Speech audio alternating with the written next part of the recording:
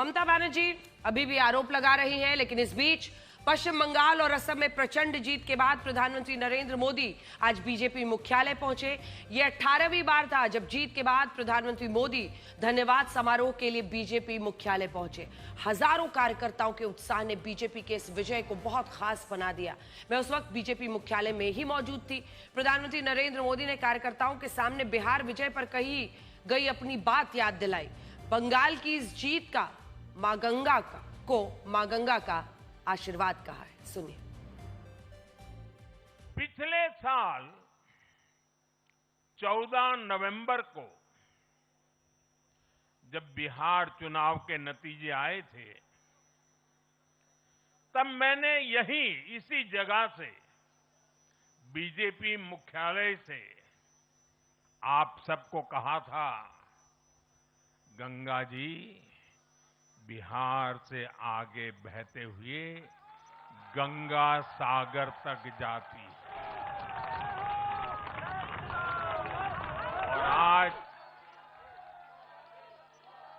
बंगाल की जीत के साथ गंगोत्री से लेकर गंगा सागर तक कमल ही कमल खिला हुआ है।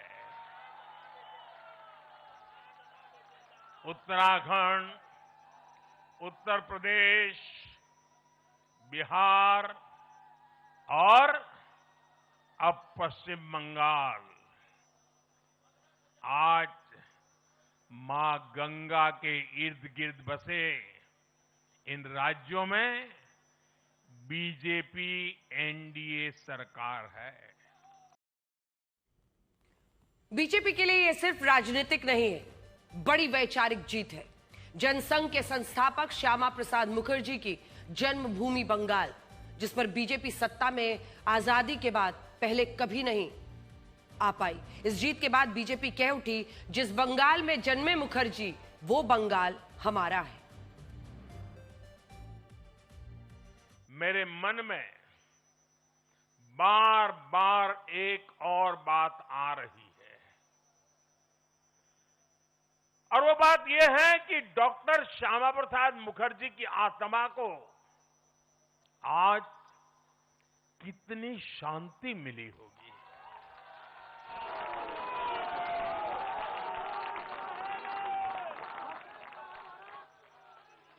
उन्होंने 1951 में जनसंघ की स्थापना करके प्रत्येक कार्यकर्ता को संदेश दिया था कि देश के लिए जीना है और देश के लिए मरना है। उन्होंने अपने जीवन से साबित किया कि राष्ट्र सर्वोपरि का मंत्र लेकर चलने वाले अपना जीवन देने में एक पल का भी संकोच नहीं करते। साथियों, डॉक्टर मुखर्जी ने पश्चिम बंगाल को भारत का हिस्सा बनाए रखने के लिए एक बड़ी लड़ाई लड़ी थी। उन्होंने जिस सशक्त और समृद्ध बंगाल का सपना देखा था, वो सपना कई दशकों से पूरा होने का इंतजार कर रहा था। आज 4 मई 2026 को बंगाल की जनता ने हम भाजपा कार्यकर्ताओं को वो अवसर दिया है। बंगाल में बीजेपी ने परिवर्तन का एक नारा दिया था। आज जब जनता ने बंगाल में परिवर्तन का जनादेश दिया है, तो प्रधानमंत्री नरेंद्र मोदी ने बंगाल से अपना वादा दोहराया और बंगाल में परिवर्तन की गारंटी दी। अब की बारी परिवर्तन की दरकार, चाहे बीजेपी सरकार। ये उनका गाना था, ये उनका नारा था। पीएम ने इस पर क्या कहा है, सुनिए। बंगाल के भाग्य में आज से एक नया अध्याय जुड़ गया है। आज से बंगाल भय मुक्त हुआ है, विकास के भरोसे से युक्त हुआ है। বাংলায় পরিবর্তন হয়ে গেছে।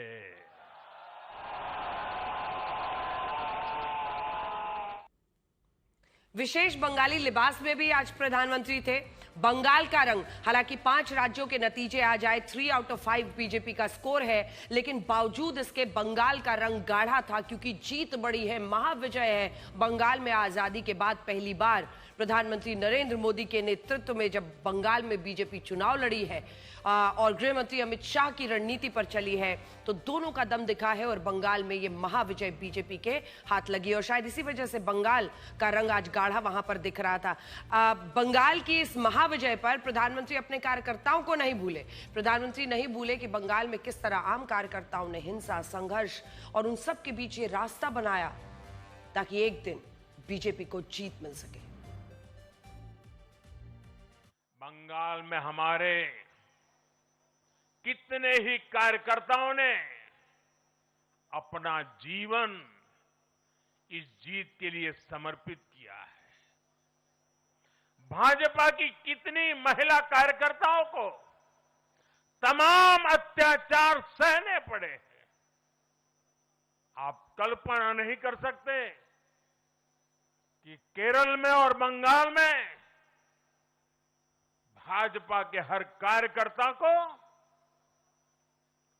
कितनी मुसीबतें झेलनी पड़ी है, उन पर कितने जुल्म हुए हैं, कितने अत्याचार हुए हैं।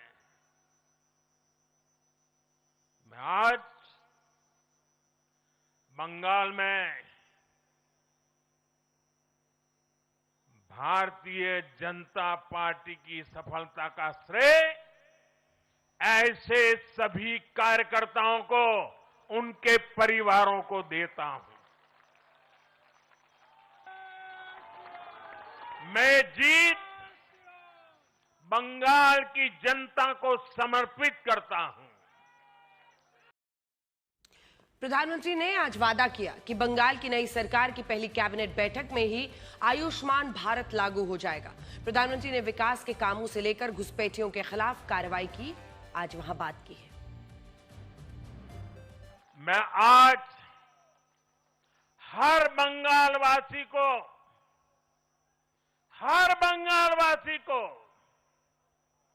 भरोसा देता हूं, बंगाल के बेहतर भविष्य के लिए भाजपा दिन रात एक कर देगी। बंगाल में अब महिलाओं को सुरक्षा का माहौल मिलेगा, युवाओं को रोजगार मिलेगा, पलायन रुकेगा। पहली कैबिनेट में ही आयुष्मान भारत योजना को हरी झंडी दिखाई जाएगी और